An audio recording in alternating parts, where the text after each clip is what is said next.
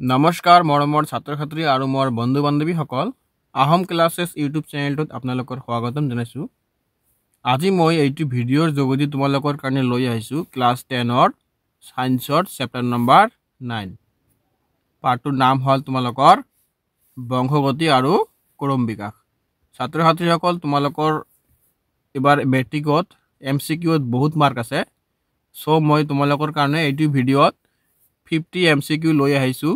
তোমালোকে ভালকে চাই থাকা ভিডিঅ'টো স্কিপ নকৰাকে ইয়াৰ পৰা তোমালোকৰ বহুতখিনি কমন পৰিব। ছাত্ৰ ছাত্ৰীসকল প্ৰথমতে আমি আৰম্ভ কৰিম বংশগতি আৰু ক্ৰম বিকাশ কি বস্তু এইটো বুজিলে তোমালোকে গোটেইখিনি বুজিব পাবা। বংশগতি হ'ল এক প্ৰজন্মৰ পৰা আনটো প্ৰজন্মলৈ বৈশিষ্ট্যসমূহ হস্তান্তৰ, আনহাতে ক্ৰম বিকাশ বা বিৱৰ্তন হৈছে বহু প্ৰজন্ম ধৰি জীৱৰ এক ধীৰ জটিল প্ৰক্ৰিয়া য'ত সাধাৰণ জীৱৰ পৰা জটিল জীৱৰ সৃষ্টি হৈছে। বংশগতি হ'ল এটা জীৱৰ পৰা কিছুমান বৈশিষ্ট্য যে আন এটা জীৱলৈ যায়, যেনেকুৱা বান্দৰৰ পৰা তেওঁৰ ল'ৰা ছোৱালীবিলাক বান্দৰেই হয়, মানুহৰ পৰা মানুহৰ ল'ৰা ছোৱালীবিলাক মানুহেই হয়। এই ঠিক তেনেদৰে বংশগতিটো আমি বুজিব পাৰোঁ। ইয়াত মই 50 MCQ লৈ আহিছোঁ। তোমালোকে ভালকৈ চাবা ভিডিঅ'টো স্কিপ নকৰাকৈ। আৰু যদি মোৰ চেনেলটো ছাবস্ক্ৰাইব কৰি ৰখা নাই, চেনেলটো ছাবস্ক্ৰাইব কৰি ৰাখিবা। এনেকুৱা ধৰণৰ MCQ তোমালোকে ক্লাছ 10ৰ পাই যাবা। আৰু কোনটো কোনটো চেপ্টাৰ লাগে আৰু কোনটো কিতাপত লাগে তোমালোকে মোক কমেণ্টত জনাই দিবা, মই তোমালোকৰ কাৰণে ধুনীয়াকৈ লৈ আহিম। 1 নম্বৰত দি আছে আমাৰ বংশগতি বিজ্ঞানৰ জনক কোন? এইটো কুৱেশ্যন খুবেই ইম্পৰ্টেণ্ট তোমালোকৰ কাৰণে, ভালকৈ চাবা। উত্তৰ হ'ব জৰ্জ গ্ৰেগৰ মেণ্ডেলে।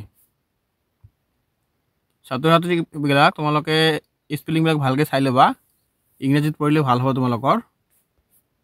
ক্ৰম বিকাশ শব্দটোৰ ইংৰাজী কি? ক্ৰম বিকাশ শব্দটো তোমালোকৰ ইংৰাজী হ'ল ইভলিউশ্যন। তাৰপিছত 3 নম্বৰ দিয়া আছে আমাৰ মানুহৰ বংশগত বৈশিষ্ট্য কোনটো? এইটো হ'ব পথাৰত দেখিবলৈ পোৱা চুলিৰ ৰং। এটা আমাৰ বংশগত বৈশিষ্ট্য। 4 নম্বৰ দি আছে কেৰিঅ'টাইপ কি? কেৰিঅ'টাইপ এইটো খুবেই ইম্পৰ্টেণ্ট তোমালোকৰ, ভেৰি ইম্পৰ্টেণ্ট। কেৰিঅ'টাইপ এইটো হ'ব উত্তৰ হ'ব ক্ৰম'জমছৰ সমষ্টিগত এক ছবিক কেৰিঅ'টাইপ কয়, মানে কেৰিঅ'টাইপ বোলা হয়। তোমালোকে চাই ল'বা ভালকৈ, এইবিলাক কুৱেশ্যন খুবেই ইম্পৰ্টেণ্ট আৰু পৰীক্ষাত আহিবলগীয়া কুৱেশ্যন। চৰিত্ৰ বৈশিষ্ট্য কিহৰ দ্বাৰা নিৰ্ধাৰিত হয়? মানুহৰ চৰিত্ৰ যে চৰিত্ৰবিলাক কিহৰ দ্বাৰা নিৰ্ধাৰিত হয়? আমাৰ মানে এজন পুৰুষৰ যে যেমন দেউতাকৰ কিছুমান চৰিত্ৰ তাৰ ল'ৰাৰ ওপৰত আহে, সেইবিলাক চৰিত্ৰ মানে কেনেকৈ আহে বা কিহৰ ওপৰত নিৰ্ভৰ হয়?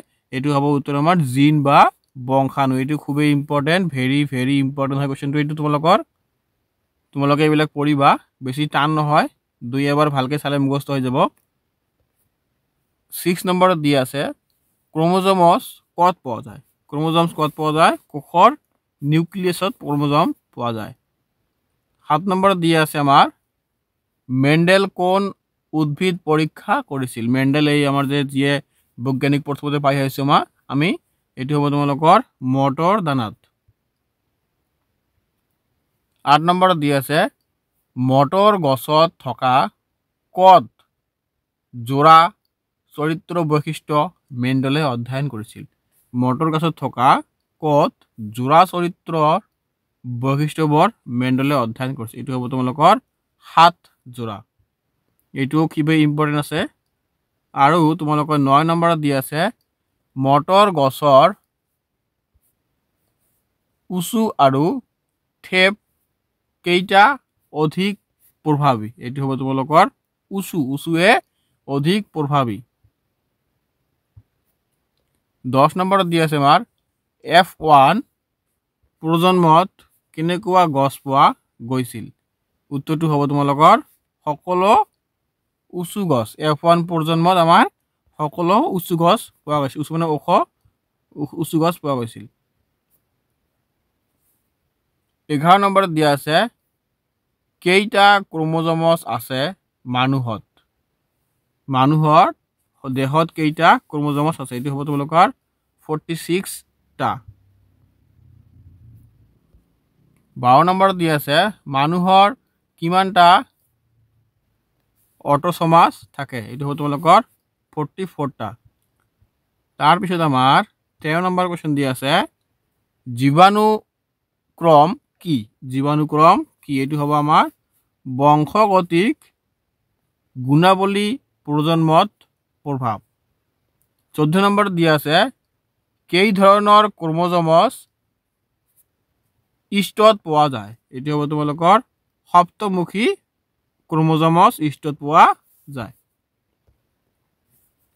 15 নম্বৰ দি আছে আমাৰ পৃথিৱীৰ সৰ্বপ্ৰথম জীৱ কোনটো বুলি ধৰা হৈছে এইটো তোমালোকৰ ইম্পৰ্টেন্ট হ'ব এক্সামৰ কাৰণে ভেৰি ভেৰি ইম্পৰ্টেন্ট হ'ব এইটো ব্যাকটেৰিয়া আমাৰ পৃথিৱীৰ সৰ্বপ্ৰথম জীৱ বুলি কোৱা হয় আৰু এটা ইম্পৰ্টেন্ট কোৱেশ্চন তোমালোকৰ মেট্ৰিকৰ কাৰণে ডিএনএৰ সম্পূৰ্ণ নামটো কি বা ৰূপটো কি ডিঅক্সিৰাইব নিউক্লিক এসিড এইটো খুবেই এইটো আহিবই তোমালোকৰ এক্সামত তাৰ পিছত 17 নম্বৰ দি আছে আমাৰ জীৱাণু সৃষ্টিত কিহৰ ভূমিকা আছে এইটো হ'ব তোমালোকৰ মিউটেশনৰ ভূমিকা আছে জীৱাণু সৃষ্টি কৰাত কিহৰ ভূমিকা থাকে আমাৰ মিউটেশনৰ ভূমিকা থাকে 18 নম্বৰ দিয়া আছে বংশগতিৰ ক্ষেত্ৰত কেৱল কোনটো কোষেই দায়ী বংশগতিৰ ক্ষেত্ৰত তোমালোকৰ কোনটো কোষৰ বেছি গুৰুত্ব বা দায়ী এটি হ'ব তোমালোকৰ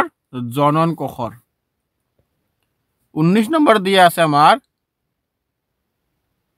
চাৰিত্ৰিক বৈশিষ্ট্য প্ৰদানত মাতা পিতাৰ অৱদান কিমান চাৰিত্ৰিক বৈশিষ্ট্য প্ৰদানৰ ক্ষেত্ৰত মাতা পিতাৰ অৱদান হল সমান লৰা ছোৱালীৰ যে চৰিত্ৰবিলাক কি হয় হস্তান্তৰ হয় দেউতাকৰ পৰা মাকৰ পৰা তেওঁলোকৰ ক্ষেত্ৰত বা মাকৰো যিমান থাকে দেউতাৰে সিমানে থাকে মাকৰ পৰা x থাকে আৰু দেউতাকৰ পৰা y আহিল দুইটা মিলি একে হৈ গ'ল লৰা হৈ গ'ল আৰু যদি মাকৰ x থাকে আৰু দেউতাকৰ পৰা যদি x আহি যায় তেতিয়াহ'লে ছোৱালী হৈ যাব তেতিয়াহ'লে তেওঁৰ চৰিত্ৰবিলাক দুটাৰে সমানে থাকিব অতি সহজ কোৱেশ্চন এইবিলাক 20 নম্বৰ দিয়া আছে লিংগ নিৰ্ধাৰণত কোন ক্ৰোমোজোমছ দায়ী এটি হ'ব তোমালোকৰ y ক্ৰোমোজোমছ দায়ী এটো তোমৰা x নিদিবা আকৌ এটি হ'ব y 21 নম্বৰত দিয়া আছে বংশগতি কিমান ধৰণৰ হ'ব পাৰে বংশগতি আমাৰ দুটা ধৰণৰ হ'ব পাৰে আৰ্জিত আৰু বংশগত 22 নম্বৰত দিয়া আছে জেনেটিক ভেৰিয়েশন কিহৰ ফল জেনেটিক ভেৰিয়েশন তোমাৰ হ'ব এইটো পূৰ্ণাংগ সম্বয় আৰু মিউটেশনৰ ফল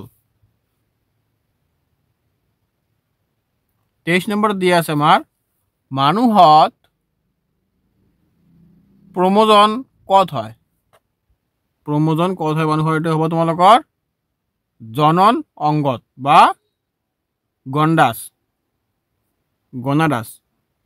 24 নম্বৰ দিয়া আছে আমাৰ ওপৰৰ পৰা নিচলৈ ক্ৰম বিকাশৰ এক প্ৰমাণ কি ওপৰৰ পৰা নিচলৈ ক্ৰম বিকাশৰ এক প্ৰমাণ হল জীৱাশ্ম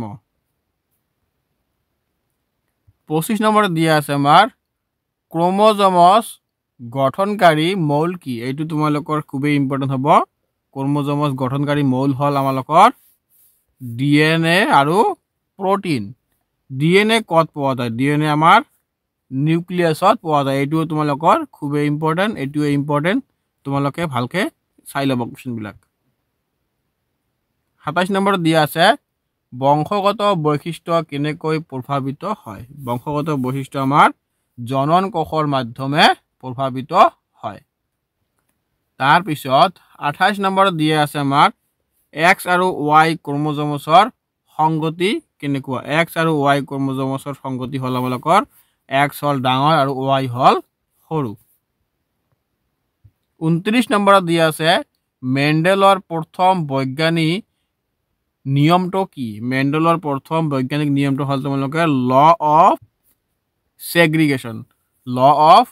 ছেগ্ৰিগেশ্যন এইটো তোমালোকৰ খুবেই ইম্পৰ্টেন্ট হ'ব তোমালোকে চাই লবা এইবিলাক কোৱেশ্চন ভালকে মুখস্থ কৰি লবা যিবিলাক মই ইম্পৰ্টেণ্ট কৈ আছোঁ সেইবিলাক তোমালোকে মানে ভালকৈ পঢ়ি ল'বা আৰু যিবিলাক এনে আছে এইবিলাক তোমালোকে অলপকৈ মানে মনত ৰখাৰ কাৰণে পঢ়ি যাবা যাতে মনৰ পৰা হেৰুৱাই নাযায় আৰু যিবিলাক ইম্পৰ্টেণ্ট কৈছোঁ এইবিলাক তোমালোকে ভালকৈ পঢ়ি ল'বা। উৰণ বা মলস কোন ধৰণৰ? এইটো হ'ব এভলিউশ্যনত দেখা পোৱা যায়। উৰণ বা মলস কোন ধৰণৰ এভলিউশ্যনত দেখা পোৱা যায়? এইটো হ'ব তোমালোকৰ কলভাৰ্জেণ্টত দেখা পোৱা যায়। 31 নম্বৰত দি আছে বিৱৰ্তনৰ আৱিষ্কাৰক কোন? এইটো হ'ব তোমালোকৰ চাৰ্লছ ডাৰউইনে। এইটোও তোমালোকৰ ইম্পৰ্টেণ্ট আছে, তোমালোকে চাই ল'বা, ভেৰি ভেৰি ইম্পৰ্টেণ্ট হয় এইবিলাক। 32 নম্বৰত দি আছে বিৱৰ্তনৰ বাবে কি দায়ী? বিৱৰ্তনৰ বাবে আমাৰ পৰিৱৰ্তন আৰু প্ৰাকৃতিক নিৰ্বাচনে দায়ী। 33 নম্বৰত দিয়া আছে আমাৰ F2 প্ৰজন্মত কি দেখা যায়? F2 প্ৰজন্মত উঁচু আৰু মানে ওখ আৰু ঠেপ গছ।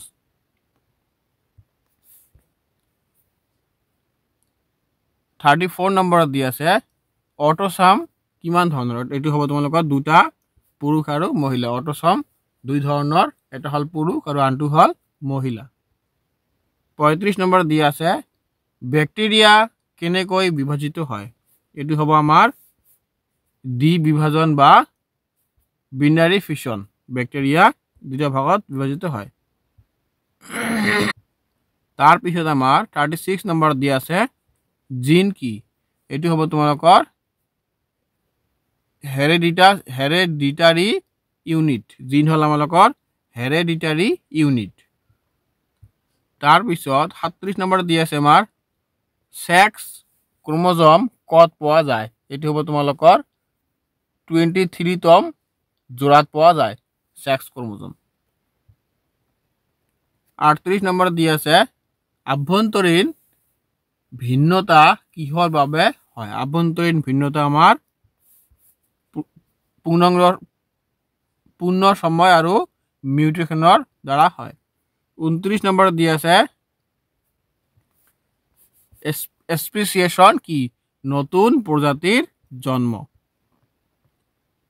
40 নম্বৰত দি আছে আমাৰ ডিফাৰেণ্টিয়েল ৰিপ্ৰডাকশ্যন কি? ডিফাৰেণ্টিয়েল ৰিপ্ৰডাকশ্যন কি?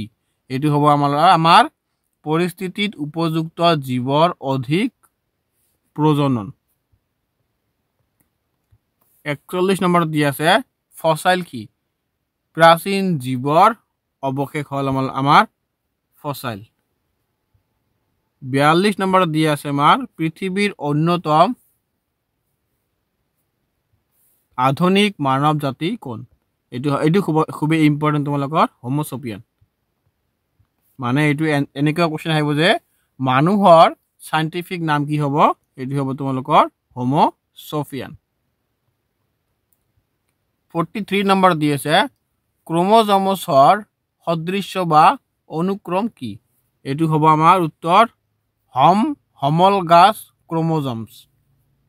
44 নম্বৰ দি আছে এনভাইৰনমেণ্টেল ভেৰিয়েশ্যন কি? এইটো হ'ব তোমালোকৰ পৰিৱেশজনিত বিচিত্ৰ। এইটোও তোমালোকৰ ইম্পৰ্টেণ্ট আছে, এনভাইৰনমেণ্টেল ভেৰিয়েশ্যন তোমালোকে চাই ল'বা। 45 নম্বৰত দি আছে নতুন বৈশিষ্ট্য কিমান প্ৰজন্মত দেখা পাওঁ? নতুন বৈশিষ্ট্য আমি মিউটেশ্যনত দেখা পাওঁ।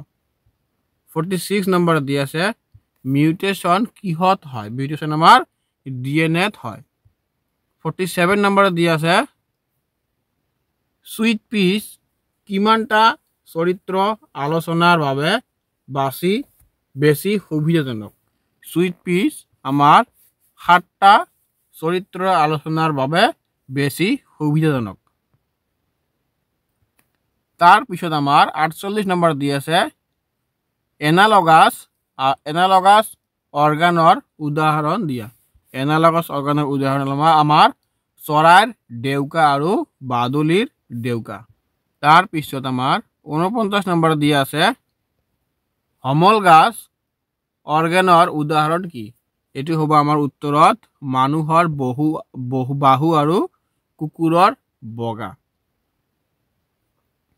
50 নম্বৰত দিয়া আছে আমাৰ বংশগতি আৰু ক্ৰম বিকাশ অধ্যয়নত পৰা লছ এফ ইণ্ডিপেণ্ডেণ্টে শ্বৰ্টমেণ্ট কৰে। এইটো হ'ব আমাৰ উত্তৰ মেণ্ডেল। এইটো তোমালোকৰ ইম্পৰ্টেণ্ট আছে, চাই ল'বা। চ' ছাত্ৰ ছাত্ৰীসকল, মোৰ ভিডিঅ'টো ইয়াতে শেষ কৰিলোঁ। তোমালোকৰ যদি কিবা ডাউট থাকে মোক কমেণ্টত জনাই দিবা, আৰু পাৰিলে মোৰ চেনেলটো ছাবস্ক্ৰাইব কৰি ৰাখিবা। এনেকুৱা ধৰণৰ তোমালোকে MCQ পাই থাকিবা। আৰু যদি পাৰা তোমালোকৰ বন্ধু বান্ধৱীৰ লগতো ভিডিঅ'টো শ্বেয়াৰ কৰি দিবা, তেওঁলোকে মেট্ৰিক পাছ কৰক। বেষ্ট অফ লাক, তোমালোকে ভালকৈ পঢ়িবা। ধন্যবাদ।